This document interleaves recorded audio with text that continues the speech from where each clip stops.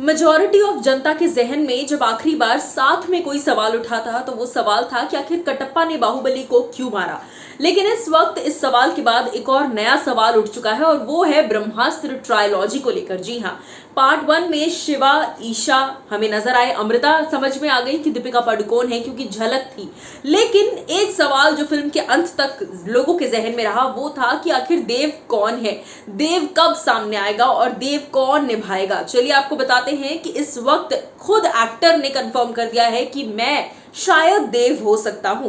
कौन है ये actor? Well, hello guys and welcome to Fifa Fooz. मैं हूं ज्योति नाहक। जैसा मैंने कहा कि खुद इस एक्टर ने इनडायरेक्टली रिवील कर दिया है। अब ये रिवीलेशन जानबूझकर है या मिस्ट्री क्रिएट करने के लिए है ये तो हम नहीं जानते, लेकिन इतना जरूर है कि आप इस एक्टर को अगर देव के तौर पर इमेजिन करना चाहें तो कर सकते हैं, क्योंकि जिन जिन लोगों ने ब्रह्मास्त्र देखी है, काफी लोगों ने एक ओवरऑल बॉडी वाइज एक जो आपका पूरा कंजेक्चर होता है, जिस तरीके की आपकी पर्सनालिटी होती है, जिस तरीके का आपका लुक होता है, लोग अंदाजा काफी हद तक लगा लेते हैं कि ये कौन हो सकता है। तो कई सारे लोगों ने रणवीर सिंह कहा, लेकिन कुछ लोग ऐसे भी थे जिन्होंने कहा कि शायद ये हो सकते हैं ऋतिक रोशन। जी हाँ, ऋतिक रोशन इस वक्त खुद इस बात का हिंट देते नजर आ गए हैं। सबसे पहला है ऋतिक रोशन का ये हेयर स्टाइल।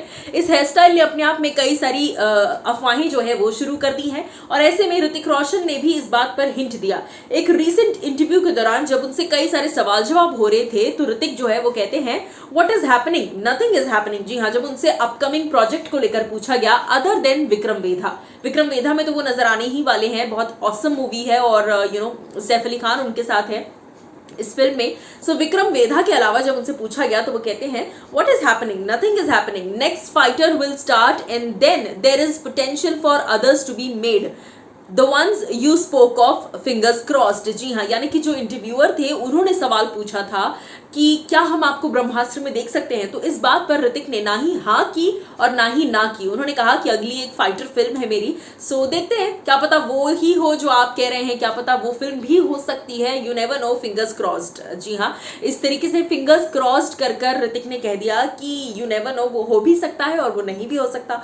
तो अब सच्चाई क्या है ये हम तो नहीं जानते, लेकिन ऋतिक रोशन ने फैंस को एक्साइटमेंट में जरूर डाल दिया है। देखिए, रणवीर सिंह का नाम इसीलिए सामने आ रहा था क्योंकि हमने रणवीर सिंह को खिलजी के अवतार में देखा है, राम के अवतार में देखा है, रामलीला में। सो एक वो जो बॉडी पॉस्चर है, वो जो पूरा लुक है, वो कहीं ना कहीं रणवीर से मैच कर रहा था। लेकिन अब जब ऋतिक ने इस बात की हिंट दे दी है तो ये भी हो सकता है कि ऋतिक रोशन हमें एज देव नजर आए, क्योंकि दीपिका के साथ ऋतिक रोशन की जोड़ी भी बहुत ही कमाल की लगेगी। सो क्या कहेंगे अगर ऋतिक रोशन एज देव ब्रह्मास्त्र में नजर आए, बताइएगा जरूर कमेंट सेक्शन में।